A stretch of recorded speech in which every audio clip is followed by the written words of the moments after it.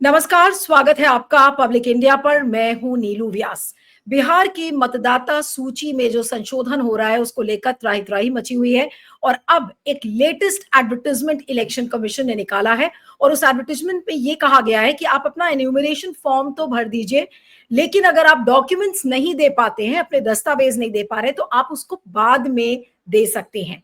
अब ये एक यू टर्न तो है ही, लेकिन इस यू टर्न में क्या खतरा छिपा हुआ है? क्योंकि लोग अभी तक क्या कह रहे हैं इस इलेक्टोरल रिवीजन को लेकर? लोग ये कह रहे हैं कि क्योंकि अजीब से दस्तावेज लोगों से मांगे गए हैं, तो उनकी नागरिकता छीनी जा सकती है, उनके वोटिंग के अधिकार छीन सकते हैं। लेकिन अब ये कहा जा रहा है कि वो बाद में अपने डॉक्यूमेंट्स दे सकते हैं, लेकिन पहले अपने इलेक्टोरल फॉर्म्स भरकर बीएलओस को दे दें। तो इस एडवर्टाइजमेंट के जरिए जो बातें अब सामने आ रही हैं, अब क्या खतरा है और इस यू टर्न के बाद भी क्या खतरे हैं, आज उसको लेकर हम बातचीत करेंगे। और ये भी सुनने में आ रहा है कि अब विपक्षी पार्टी चुनाव आयोग के खिलाफ सड़क पर उतरने वाली हैं। 9 तारीख को एक बड़े आयोजन की प्लानिंग हो रही है, जिसमें कि चक्का जाम सारी विपक्षी पार्टीज बिहार की करेंगी। तो क्या ये स्पेशल इंटेंसिव इलेक्टोरल रिवीजन जो हो रहा है, special intensive revision of electoral rolls, क्या चुनाव आयोग मजबूर होगा वापस लेने के लिए? आज इसी पर हम बातचीत करेंगे। हमारे साथ सीडब्ल्यूसी मेंबर और कांग्रेस के एडमिन इंचार्ज गुरदीप सप्पल इस समय जुड़ रहे हैं। गुरदीप, आपका बहुत बहुत स्वागत है। Thank you so much for joining. और पहले तो ये जो कंफ्यूजन है, कल इलेक्शन कमीशन का जो एड आया, उन्होंने कहा कि एन्यूमरेशन फॉर्म आप भर सकते हैं और जो 11 डॉक्यूमेंट्स हैं वो आप बाद में दे सकते हैं। इसको लेकर क्या क्लैरिटी या अभी भी कंफ्यूजन बना हुआ है? क्योंकि जितनी भी वेबसाइट्स, जितने भी अखबार आज मैं सुबह के देख रही हूँ, सब में यह है कि election commission eases out the rules. अब ईजेस आउट द रूल्स, ऐसा लग रहा है कि उन्होंने बहुत बड़ा एहसान कर दिया है सारे वोटर्स के ऊपर। नीलू, चुनाव आयोग इस चुनाव में अंपायर की भूमिका नहीं निभा रहा है। वो खिलाड़ी बन गया है, पर एक ऐसा खिलाड़ी जो गेम के नियम मनमाफिक तरीके से तय कर रहा है। ये नहीं हो सकता कि चुनाव आयोग अंपायरिंग भी करे और खुद मैदान में भी उतर जाए। जब चुनाव आयोग को विरोध का सामना करना पड़ा तो कल यू टर्न मारा। वो यू टर्न पहले से भी ज्यादा खतरनाक है। कारण, पहले चुनाव आयोग ने ये कहा कि वो वोटरों की नागरिकता की जांच करेगा। बोला नहीं, लेकिन उसके पूरे के पूरे कदम नागरिकता की जांच करने के लिए थे। अब नागरिकता की जांच करने का मैंडेट चुनाव आयोग के पास है ही नहीं। चुनाव आयोग का काम है कि जो भी 18 साल से ऊपर का व्यक्ति इस देश के अंदर है, महिला या पुरुष, वो वोट डाल सके, इसकी व्यवस्था बनाना चुनाव आयोग का काम है। चुनाव आयोग ये काम आज से नहीं कर रहा है। चुनाव आयोग की भूमिका इस देश के लोकतंत्र को बनाने में पहले चुनाव से है। अगर पहले चुनाव के अंदर, जब पाकिस्तान नया नया बना था, जब 565 रियासतें भारत में जुड़ी थी, एक तिहाई जनता उन 565 रियासत में रहती थी, और चुनाव आयोग सबसे नागरिकता के पेपर इकट्ठे करने लगता, सबसे डॉक्यूमेंट मांगने लगता, तो क्या पहला चुनाव संभव हो पाता? क्या पहले चुनाव के अंदर वोटर पार्टिसिपेशन हो पाता? और अगर पहला चुनाव फेल हो जाता, इस देश के अंदर लोकतंत्र फेल हो जाता। ये विरासत है इस चुनाव आयोग की। उसने पनपाया है लोकतंत्र को, उसने लोकतंत्र की जड़ों को जन जन तक पहुंचाया। वो लोग जिन्होंने जीवन में वोट का नाम नहीं सुना था, 1951 में पहली बार दुनिया में वोट का अधिकार उनको मिला था। वो लोग जो निरक्षर थे, 85% लोग निरक्षर थे, उन सबके बीच में चुनाव आयोग ने व्यवस्था बनाई थी कि वो तमाम लोग वोट कर सके और लोकतंत्र बना सके। अब चुनाव आयोग क्या कर रहा है? अब चुनाव आयोग ने वोटर लिस्ट बनाने का काम छोड़कर लोगों की नागरिकता को जांचने का एक प्रक्रिया बता दी गई। ये उसका अधिकार नहीं है। ये सुप्रीम कोर्ट ने 1995 में अपने आदेश में भी कहा है कि चुनाव आयोग का काम चुनाव कराना है, नागरिकता का काम होम मिनिस्ट्री का है। नहीं, लेकिन अब गुरदीप, आपको अब याद सवाल होगा यह है, जिस अब जो यू टर्न लिया, वो दबाव में आके लिया। लेकिन इस यू टर्न में एक खतरा और है। अब वो कह रहे हैं कि आप बिना कागज के, बिना फोटो के भी फॉर्म भर दीजिए, आप उसकी जांच बाद में करेंगे। यानी एक संभावना खुल गई कि महाराष्ट्र की तरह बिना कागज के, बिना फोटो के अब मनमाफी के तरीके से भी बनाए जा सकते हैं वोटर। महाराष्ट्र में हमारी शिकायत क्या थी? हमारी शिकायत तो यही थी ना कि गलत तरीके से 48 लाख नए वोटर बनाए गए। तो हमारा ये कहना है कि पहले चुनाव आयोग बिहार में वोटर को डिलीट करने के काम कर रहा था, अब चुनाव आयोग ने फर्जी वोटर बनाने का रास्ता खोल दिया है। ये दोनों तरफ से मार हो रही है, इसलिए इसका विरोध हो रहा है। एक काम जो चुनाव आयोग पूरा कर चुका है, 2 महीने पहले पूरे इलेक्टोरल रोल रिवाइज हो चुके हैं, चुनाव आयोग ने खुद बोला है कि वो रिवीजन कर चुका है। अब दोबारा इसको करने की जरूरत क्या है? बारिश के मौसम में जब कलेक्टर नहीं पहुंच सकते गांव में, वहां पे इस प्रक्रिया को करने की जरूरत क्या है? नहीं, लेकिन अब पॉलिटिकल पार्टीज क्या करेंगी? कोर्ट्स, रिट पिटिशंस फाइल हुए हैं, सुप्रीम कोर्ट जा रहे हैं लोग, शायद कुछ प्रोटेस्ट भी इस पर प्लान हुई हैं क्या? लेकिन इससे जो भी चीज इलेक्शन कमीशन कर रहा है या करने वाला है, क्या उस पर किसी तरीके से रोक लग पाएगी? आपको लग रहा है कि कोर्ट्स इसमें इंटरवीन करेंगे? क्योंकि कोर्ट्स ही कह देंगे कि इलेक्शन कमीशन के पास तो स्पेशल पावर्स है अंडर 324, जो कि फर्स्ट डे से लोग उसके बारे में बात कर रहे हैं कि इलेक्शन कमीशन के पास पूरा राइट है इस बात को करने का। देखिए, पहली बात, ये बहुत दुर्भाग्यपूर्ण है कि राजनीतिक दलों को चुनाव आयोग के खिलाफ सड़क पर उतरना पड़ रहा है। ये बहुत दुर्भाग्यपूर्ण स्थिति चुनाव आयोग ने पैदा की है। 9 तारीख को बिहार के अंदर चक्का जाम है। कांग्रेस के सीनियर नेता, आरजेडी के नेता, सीनियर जितने हैं, उनके कार्यकर्ता, हमारे कार्यकर्ता, लेफ्ट के कार्यकर्ता आपको सड़कों पर दिखेंगे। और ये वही चुनाव आयोग है जिसने पिछले 1 हफ्ते के दबाव में अपने पांव वापस खींचे हैं कल। ये वो चुनाव आयोग है जिसने मीटिंग में करने से इनकार कर दिया था पॉलिटिकल पार्टीज के साथ पिछले हफ्ते, और जब मीटिंग हुई तो उसमें डिक्टेट करने लगे कि कौन मीटिंग अटेंड करेगा। और जब लोगों ने मीटिंग अटेंड की तो इरिटेट होकर यह कहा गया कि 20% वोट तो कटेंगे ही कटेंगे। ये वो चुनाव आयोग है। हमारा सवाल है कि चुनाव आयोग को 20% वोट का डाटा कहां से आया? उसको कैसे मालूम पड़ा कि 20% वोट काटे जाने हैं? ये निर्देश किसी ने दिया है? ये डेटा किसी ने दिया है? क्या चुनाव आयोग डिक्टेट हो रहा है किसी के साथ? ये चुनाव आयोग 20% का जो पॉलिटिकल पार्टीज की मीटिंग में आकलन खुद रखा चुनाव आयोग ने, उसका आधार कहां से आया? ये कौन लोग हैं जो चुनाव आयोग को संचालित कर रहे हैं? ये कौन लोग हैं जो चुनाव आयोग को डेटा दे रहे हैं कि ये 20% वोट कटने हैं? और कब से चुनाव आयोग का काम वोटर पार्टिसिपेशन बढ़ाने की बजाय वोटर पार्टिसिपेशन घटाने का हो गया है?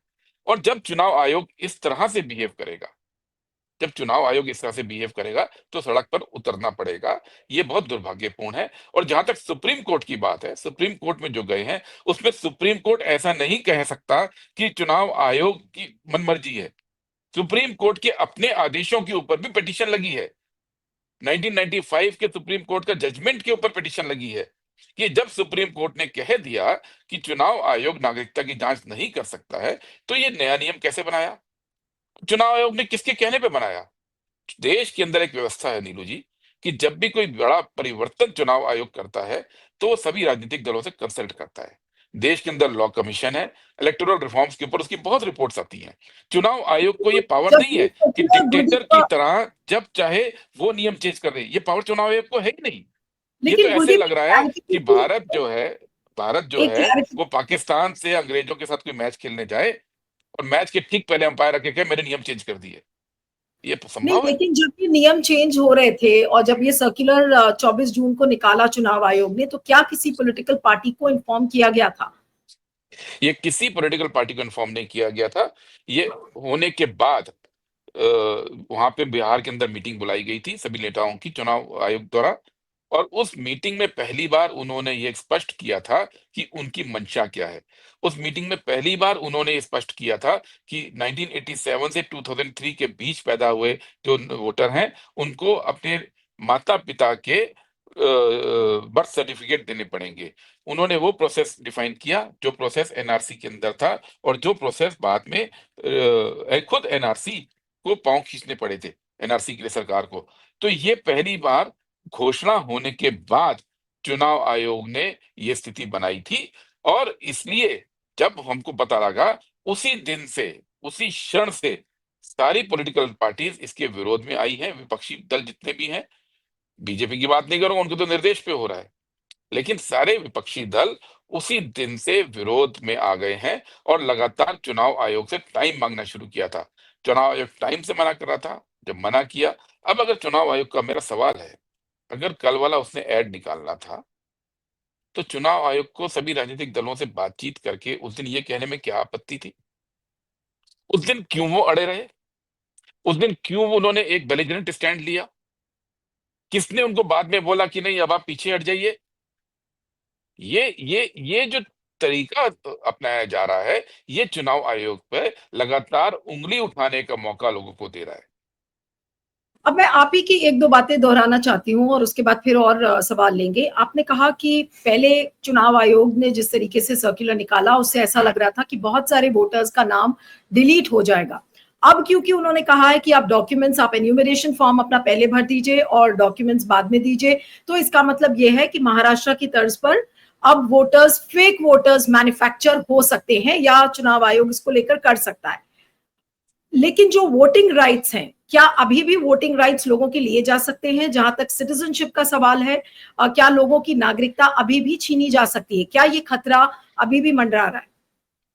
नीलू जी, नागरिकता छीनने का स्पष्ट रूप से कोई ऐसा बयान नहीं दिया, लेकिन जब चुनाव आयोग ये फैसला ले लेगा कुछ लोगों का, अब उसने बोला वो कागज बाद में जमा हो सकते हैं, उसकी जांच अलग से होगी। और अगर उसमें किसी वोटर का नाम काट दिया गया कि आपके पेपर नहीं पाए गए ठीक, आपके माता पिता का जन्म तिथि, जन्म स्थान आप प्रूव नहीं कर पाए, तो ऑटोमेटिकली उसकी नागरिकता पे सवाल खड़ा हो जाएगा। और जब उसकी नागरिकता पे सवाल खड़ा हो जाएगा, वो नागरिक देश का वो कहाँ जाएगा? क्या चुनाव आयोग ने इसके बारे में सोचा है? क्या चुनाव आयोग ने ये सोचा है कि वो इतने बड़े पैमाने पर लोगों की नागरिकता के ऊपर प्रश्न उठाने जा रहा है? और चुनाव आयोग की जहां तक समस्या है, केवल एक नागरिकता के सवाल पे नहीं है। चुनाव आयोग जिस तरह से बिहेव कर रहा है, लग रहा है कि चित भी मेरी और पट भी मेरी। अंटा किसका है वो जनता खुद सोच ले। क्यों? जब महाराष्ट्र का हमने सवाल उठाया नीलू जी, तो चुनाव आयोग ने कहा कि हमारे पास एक रास्ता है, हम आधार कार्ड से वोटर कार्ड को लिंक कर देते हैं। ये मार्च में बोला गया। कांग्रेस पार्टी ने इसका स्वागत भी किया, कुछ हमने हिदायत दी लेकिन स्वागत किया। मार्च के बाद जुलाई में चुनाव आयोग का फैसला आता है कि अब जो डॉक्यूमेंट जमा होंगे उसमें आधार कार्ड लेंगे ही नहीं। अब चुनाव आयोग या तो मार्च में सही था कि आधार कार्ड एक सॉलिड प्रूफ है, या वो अब सही है कि आधार कार्ड हम लेंगे नहीं। दोनों चीज तो नहीं हो सकती। चुनाव आयोग ने मार्च के अंदर जब ये इशू उठा था डुप्लीकेट वोटर का, तो ये हुआ था कि ईपीआईसी नंबर, एपिक नंबर जो है वो डुप्लीकेट है। चुनाव आयोग ने जांच की और बाकायदा प्रेस स्टेटमेंट दिया कि हमने एपिक वोटर का मामला सॉल्व कर लिया है। यानी कि अब सेम एपिक नंबर पे दो वोट नहीं हो सकते, एक व्यक्ति के दो वोट नहीं हो सकते। तो जब उसने वो साबित सॉल्व कर लिया, तो अब वो नए सिरे से क्या सॉल्व करने जा रहा है? अब वो क्यों कह रहा है कि भाई अब हम पूरी जांच दोबारा करेंगे? आप अपने ही पैमाने पे पीछे हट गए। आपने बोला हम राशन कार्ड नहीं लेंगे। ये देश में मोदी सरकार, लाल किले से मोदी जी बोलते रहे, one nation one ration card लागू हो गया। बिहार में भी लागू हो गया। पूरे देश में माइग्रेटरी वर्कर कहीं भी जाए, वो राशन कार्ड साथ लेके जाता है, वो मान्य होता है। अब किसने उनको कहा कि अब ये राशन कार्ड वाला सिस्टम नहीं चलेगा? या तो वो one nation one ration card हो गया है, या वो फर्जी मामला है। दोनों चीज तो नहीं हो सकती है। इसी तरह से चुनाव आयोग ने बोला कि 87 से 2003 के बीच के वोटर्स जो है वो, उनको बर्थ सर्टिफिकेट देना होगा अपने पेरेंट्स का। अब कह दिया बर्थ सर्टिफिकेट की जरूरत नहीं है, कोई भी डॉक्यूमेंट की जरूरत नहीं है, फोटो की भी जरूरत नहीं है। या तो पहली बात सही होगी या दूसरी बात सही होगी। दोनों स्थितियां सही नहीं हो सकती हैं। ये पूरा का पूरा जो चुनाव आयोग ने कहा कि माइग्रेंट वोटर के इशू पे हम कर रहे हैं, कि माइग्रेंट वोटर को जहां जाना है वहां वोट देने का होना चाहिए। माइग्रेंट वोटर यहाँ पे क्यों आके चुनाव दे? यही चुनाव आयोग 23 में, 22 में, 24 में लगातार कई मीटिंग्स विपक्षी दलों के साथ किया कि माइग्रेंट वोटर को देश में कहीं भी चुनाव डालने का अधिकार होना चाहिए। उसके लिए वो पूरा मोबाइल ईवीएम का सिस्टम बना रहे थे। अचानक से आपने यू टर्न ले लिया और आप माइग्रेंट वोटर का वोट काटना चाहते हैं। या तो पहली बात आपकी नीयत सही थी, या दूसरी नीयत सही है। तो ये जितनी चीजें हैं, ये नहीं हो सकता कि चुनाव आयोग जो कहे वो सही, चित भी मेरी पट भी मेरी। और मैंने कहा ये जनता तय कर ले अंटा किसका है। ये चुनाव आयोग की अपनी जो गतिविधियां हैं, उससे लगातार लगातार ये प्रॉब्लम आ रही है। नहीं, लेकिन गुरदीप एक चीज और है जिस पर ऑपोजिशन कल अखिलेश यादव ने परसों किया था कि बहुत सारे वॉलंटियर्स, क्योंकि एक प्रेस रिलीज निकाली इलेक्शन कमीशन ने, उन्होंने कहा कि लाखों वॉलंटियर्स 2-3 दिन में अचानक से लाखों वॉलंटियर्स बढ़ गए। अब इन वॉलंटियर्स की का वेरिफिकेशन कोई कर रहा है कि इनकी पॉलिटिकल लीनेज क्या है, कितने ये न्यूट्रल होंगे, कितनी सच्चाई से ये काम करेंगे। आज इनकी न्यूट्रलिटी कौन तय करेगा, और ऑपोजिशन पार्टीज इस पर चुप क्यों है? अपोजिशन पार्टी बिल्कुल चुप नहीं है।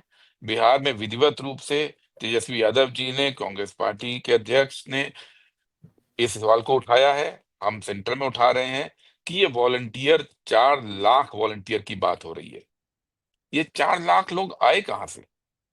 चुनाव आयोग ने एक क्लैरिफिकेशन दिया कि एनसीसी के कैडर हैं, सरकारी ऑफिसर है, पर 4 लाख तो नहीं है। तो ये 4 लाख लोग चुनाव आयोग ने आइडेंटिफाई कैसे किए? ये नाम उसको किसने दिए? ये कौन लोग हैं? क्या ये पन्ना प्रमुख है? क्या ये पन्ना प्रमुखों को वॉलंटियर बनाया गया है? क्योंकि विपक्षी दलों से तो कोई नाम लिया नहीं गया। तो ये 4 लाख लोगों को कैसे पता चला कि चुनाव आयोग को हमारी जरूरत है? ये संदेश उन 4 लाख लोगों तक कब पहुंचा कि चुनाव आयोग वॉलंटियर ढूंढ रहा है और हमको अप्लाई करना है?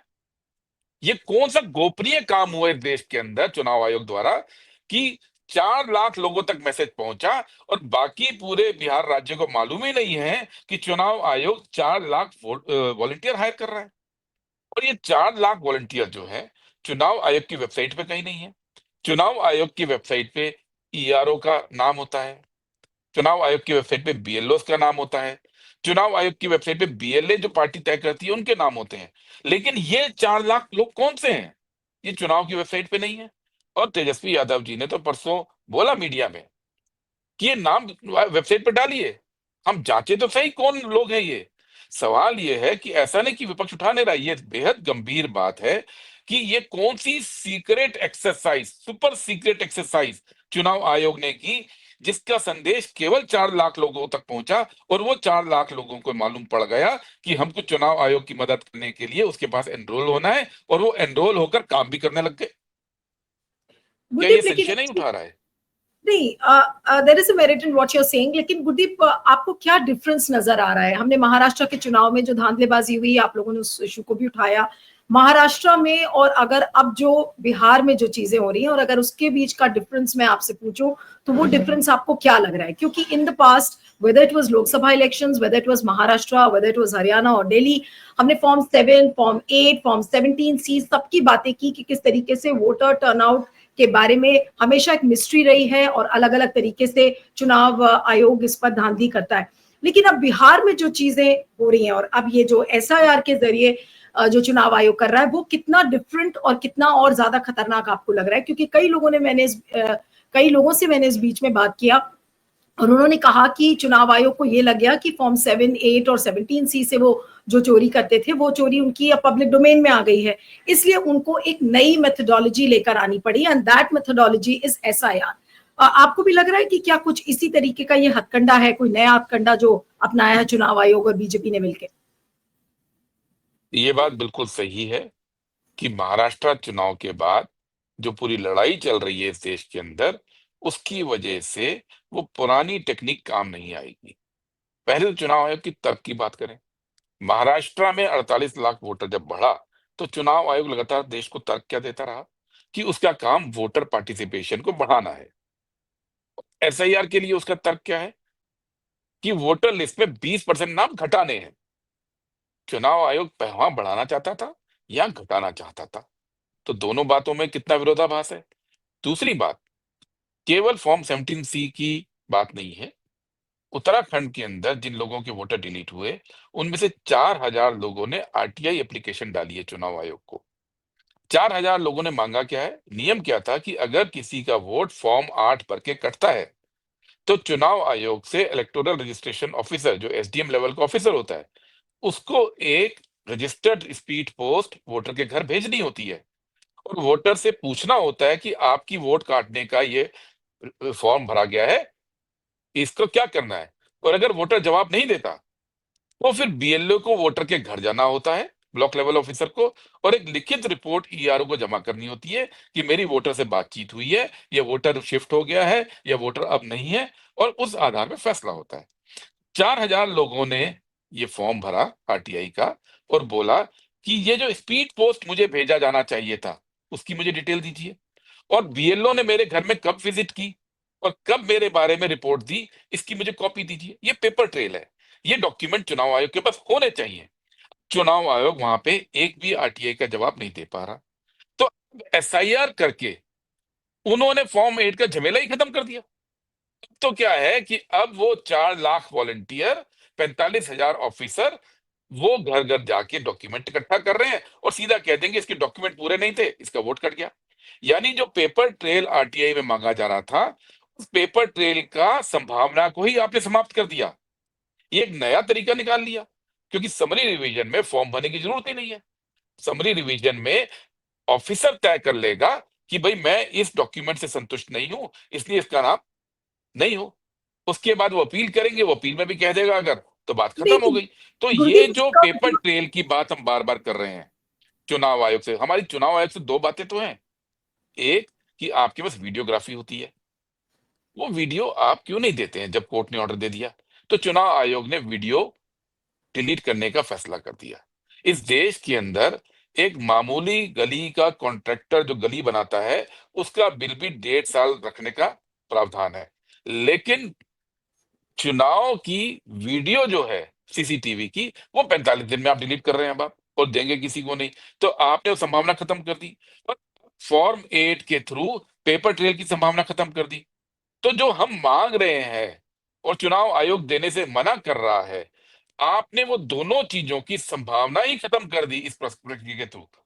तो इसलिए एसआईआर का चुनाव आयोग को पहला फैसला गलत था, और कल जो फैसला आया कि बिना पेपर भरे भी आप कर सकते हैं, वो भी गलत है। पहले फैसले से खुद चुनाव आयोग की शब्दों में कहूं तो 20% लोगों के वोट कटने की बात हो रही थी। दूसरे फैसले से बिना पेपर के फर्जी वोटर बनने का प्रावधान उन्होंने खोल दिया है।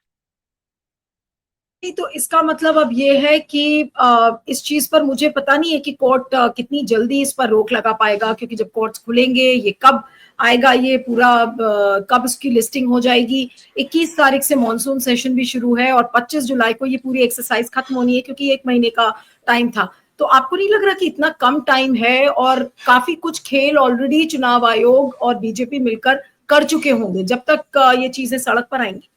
नहीं, हम कोर्ट के ऊपर आश्रित नहीं हो रहे हैं। ये पॉलिटिकल फाइट है, ये पॉलिटिकल फाइट राजनीतिक तरीके से लड़ने जा रहे हैं। चुनाव आयोग के खिलाफ चक्का जाम है।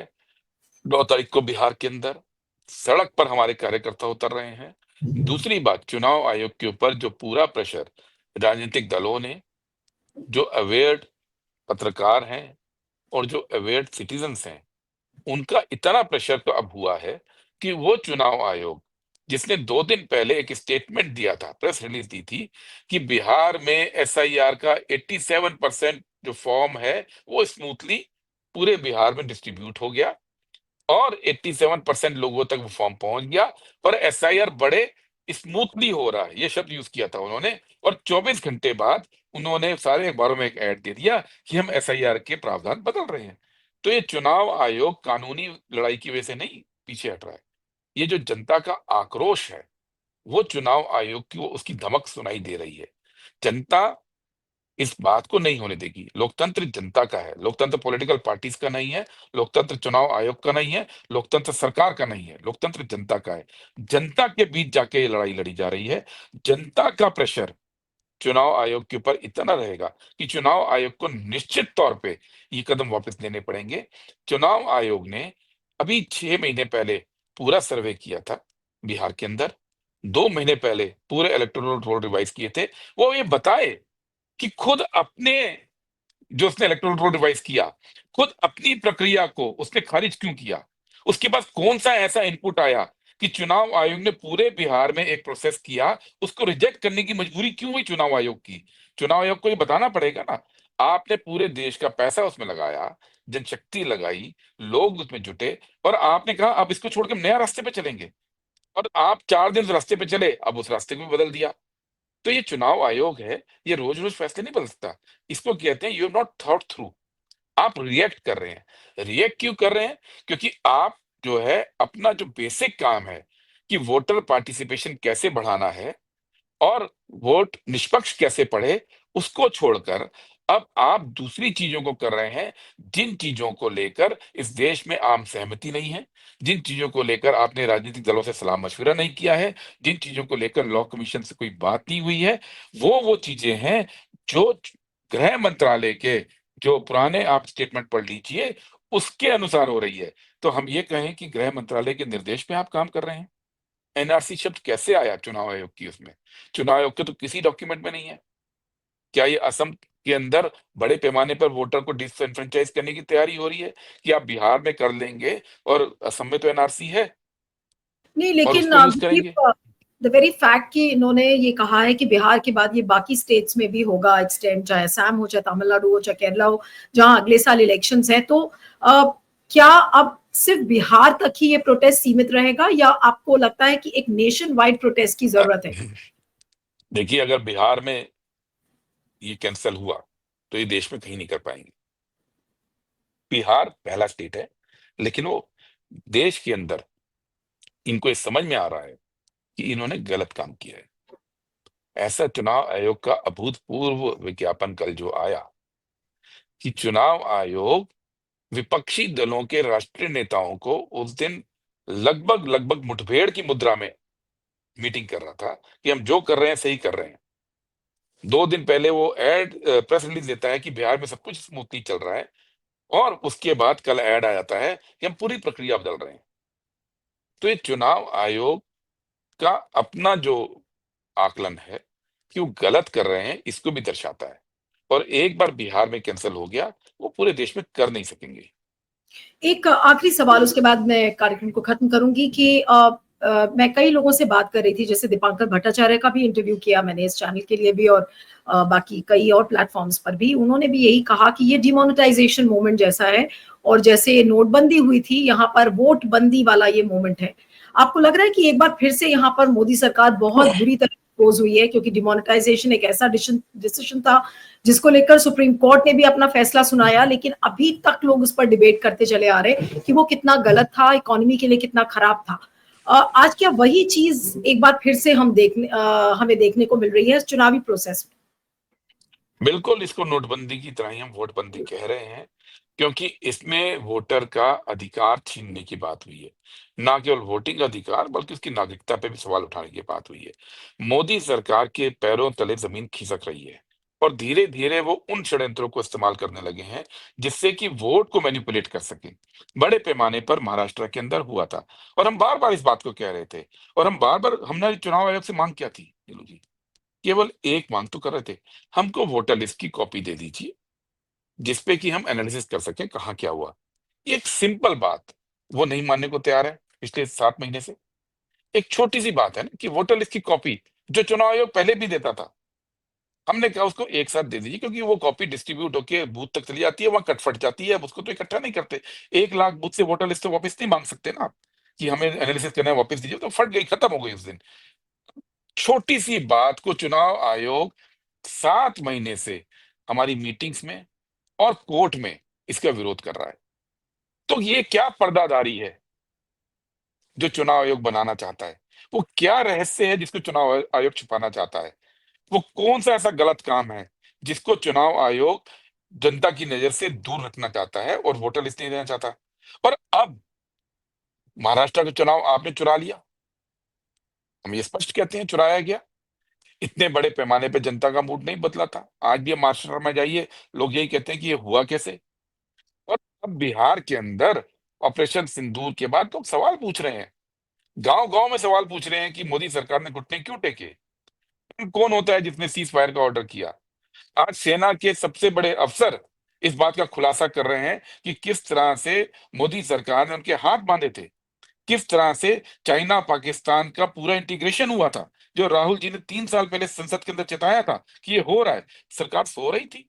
ये गांव गांव में लोग पूछ रहे हैं, उनको मालूम है उनकी धरती खिसक गई है। तो अब उन्होंने नया पैंतरा चला कि जो सवाल पूछ रहे हैं वहां पे अब वोट ही अपने हिसाब से, वोटर लिस्ट को ही चेंज करना शुरू करो। और इसलिए हम वो बार बार पूछते हैं, ये 4 लाख वॉलंटियर कहाँ से आए?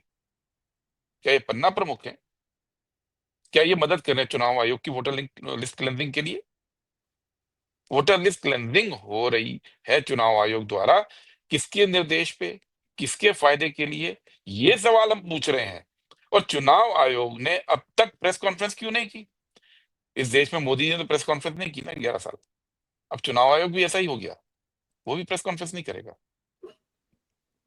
चलिए, आपने महत्वपूर्ण सवाल रेज किए हैं। अब देखना होगा, आपने कहा है कि 9 तारीख को इस पर काफी बड़ा विरोध प्रदर्शन है और जनता अब सड़क पर कैसे उतरेगी, विपक्षी पार्टीज कैसे उतरेंगी, ये देखना होगा। लेकिन ये एक बड़ा इशू हो गया है, चुनाव आयोग को यू टर्न करना पड़ा। लेकिन उस यू टर्न में भी जो खतरे इन्वॉल्व हैं, उन खतरों को आज गुरदीप सप्पल ने बताया है। तो इस वीडियो को जरूर देखें और इसे वायरल करें, ताकि ज्यादा से ज्यादा लोगों को पता चले कि किस तरीके से हमारा जो चुनावी लोकतंत्र है वो कितने बड़े खतरे में है। आपका बहुत बहुत शुक्रिया Gurdeep, thank you so much for joining. Thank you.